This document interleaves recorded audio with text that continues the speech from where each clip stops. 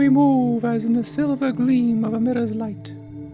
We see the whirling reflection as of shadows and ripples on a still pool. We are lifted in sound onto the island of light. We see the Master M and cherubim from the angelic spheres. Slightly to the right of the Master M is the great Archangel Michael. His beams fall onto the earth as it moves in its deep etheric light. We feel the vibrations from the earth on the island of light and realize this reflection from earth is a telepathy of men's feelings and thoughts. We are aware of other islands on which telepathy reaches into the earth. We know the islands of light through which the masters work telepathically are the means by which men receive instant help through the recordings in light.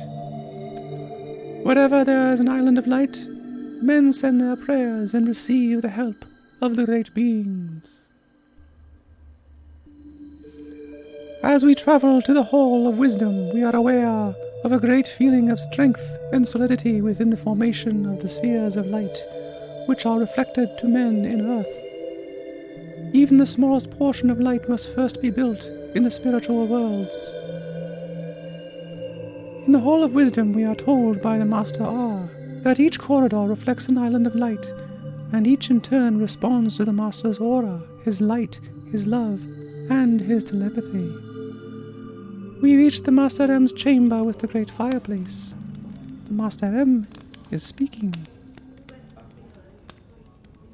In the earth world, those having fragments of esoteric truth founded upon the wisdom teachings over the many years of the past, those having interpreted religions, and those having brought the true gnosis out of Grecian lives and placed it alongside the formulas within religion, all find today the questioning as to the true relation between the Master's light and the Master's work in earth. So much hath been given to men in astral partial truth and in error. So much hath been interpreted personally after the desire of the human will. So much hath been printed that is of fallacy. These carrieth with it a karma of the untrue affecting men in their imaginations, and building thought entities within the lower worlds of the mind, producing false and incoherent statements. The true which cometh from the Master's light is proven. It is proven first within the logic of men's souls, a logic which hath been built through thousands of years, thousands of bodies, and thousands of mind experiences in earth, a logic which is proven by light, reason, and actual experience with a living plan. The origin of this logic and conclusion stems from light. The wisdom teachings for the world come first through the great beings in light, to whom the hierarchs lend their light. The great ones in light place into the minds of those human in earth the original and germ ideas affecting the mental impulses of the many. This is the first rule and measure by which man knoweth in logic the true that worketh for the whole, out of the all, unto the whole, as of the universe. Only by going into the all of the universe will the true in the light come to men when the time, the period, and vibration in earth are ripe and ready for the truth. Through materiality and through partial knowing, men attract the unreal. In their untrained desires and need, they seek teachers who give them of the glamour, the false, and the partial. Glamour is the first step on the left-hand path, where men see reflected in contortions of their own desirings, the pattern in the pictures of the twilight in the astral world. Those having received the partial truths of the lower astral world have reached a state in earth in which, through the force of pressure, war, loss, lack of understanding between God and worship, lack of understanding between life and death, their minds express a psychic world. The experience within the astral world bringeth pictures. The masters of light work constantly that these pictures focus the true and place themselves into the mirror of men's souls, that their mind's light might receive them accurately in accordance with the tone of truth in the spiritual worlds. Facing men in the next 79-year pattern is the building of an expanded consciousness. The true meaning of the astral world its work on men's subconscious fantasies, its work on men's false desirings, shall be understood. The germ of an idea now awaiteth to come into the earth. It cometh through the Master's light, and those working through the light of the hierarch. This germ to come through a human being in earth is to place a simplicity in the tone of all religions, and the tone as an atom of mediation is to blend the many religions in their scattered creeds. True worship taketh of itself in the next 100-year cycle a renewal after the light in God, through the sonship in Christ.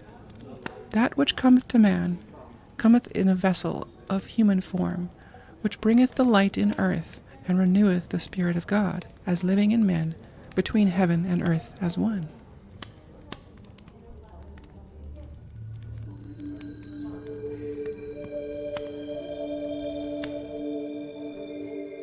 We move into the corridor of the Sanat Kumara. We see the reflection of the deep magenta and cerise light which Saturn creates in the spheres of light. Saturn, which is spoken of with dread and fear, is a joy in the deep corridor of the Sanat Kumara. The color glows around the ornate chair and builds its light. We blend and feel the light of Saturn glowing into our etheric bodies and our soul's light.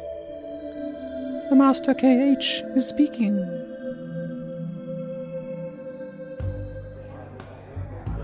Saturn is the safe giver, the love earner, and the treasure winner for men. Saturn, moving with her many moons, affecteth men in their nerve centers, or chakras, the cells in the brain, the constellation natus points, which move in man's etheric body. Saturn, in man's soul light, affecteth him as an answer to prayer, by which he finds healing in the body. In sending forth a prayer through Saturn's rays, man findeth the healing of his ego tone linked with the atom between the eyes, where resides the creative tone giving birth on the first day of creation in the earth. When a man prayeth, he goeth always to the first, the one, and findeth the answer to the extending and increasing love which cometh to him from the Father by whom he is imaged, and with whom he worketh to place in earth the grand man or the completed man. The five-pointed star, its highest point centered between the eyebrows, cometh from Saturn's work through the light of the Christ, and maketh in the etheric body the 5 points in the stigmata. When man hath any form of muscular condition in which there is atrophy, he findeth himself at loss and absent from the healing love of the Father's light through Saturn's ray. It is Saturn's work in the etheric body that the muscle is given the love and the light of the Father. It is to the Father man prayeth in atrophy, paralysis, and all sickness which affect the muscles in the body tone. It is the Saturn tone in the world of sound and in the music of the spheres which affecteth men in the movement of the muscles, the motor nerves, and in all of that which maketh it possible for men to move. It is Saturn's work upon the etheric body which maketh it possible for man to walk, to work, and to carry out the plan of the Father in earth. Since the coming of the Lord Christ, the words have been shaded of the Christ in which he said, I and my Father are one. Men have forgotten the Father and speak of the man Jesus, remembering not the oneness between the Christ and the Father is also the oneness between their own heart's fire and their own mind's light. We move into the chamber of the Mahachohan. The light in the room is of deep blue interspersed with violet. The Mahachohan is speaking.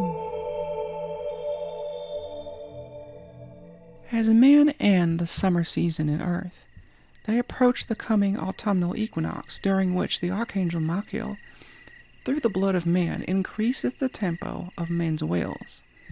It is in this time that men of war, under pressure within their physical bodies, lie awake and plan that man may die, that man may cease to be, that religions may be destroyed, and that spiritual ideas may be carried back into darkness. The spheres of light temper force in earth, bringing to men consideration of one another. In the fall of the year, the force of man is reflected into the spheres of light as a lake, similar to the lava of a volcano which is overflowing onto a city below. China, between the years of 1952 and 1974, beginneth a variance in her plans. That which is being used by 3 key persons in the country of China out of the communistic country of Russia is even now beginning its move in another spiral of light, a spiral in which men of China strive secretly to release themselves from the force of Russia. There is to come a decided faction of separateness, a faction not existing as of today. Men of the West, not understanding the Eastern mind, look on and know not what cometh. Each day, as it is flashed to them in the world, they understand not the course of things. But those who carry the light in their foreheads will feel the psychic tremors in the earth, the force of man's dark wills, and know that the bird of white shall fly, the talisman of the golden light of the Christ. That which is time alone can free men back to the orbit of their soul's day and of the coming light.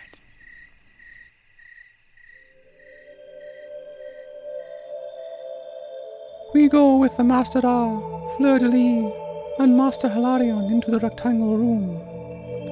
The altar at the north end of the rectangle room shows us the archive of a special ritual pertaining to Saturn. On the altar is an arrangement of white velvet. In the center of the velvet is a cube of pure crystal. In the crystal we see reflected angelic beings and nature spirits. We look deep within the crystal and see dark, shaded mountains of black, deep rock. We realize we are in a pre-Atlantean time. Clairsentiently, we feel the earth not as it is today, but of a substance of a softer nature. We move with the earth, knowing the earth is moving, gravity not being as it is in our age. The shining light of the crystal reflects in deep indigo blue into shadings of silver as of mercury or quicksilver. The Master R explains to us.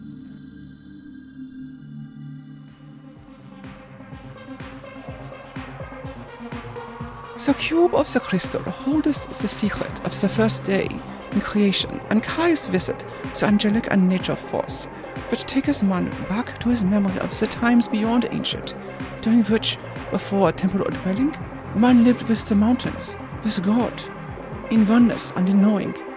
He saw his soul light in the nebula day, and his soul light in the last day of the earth.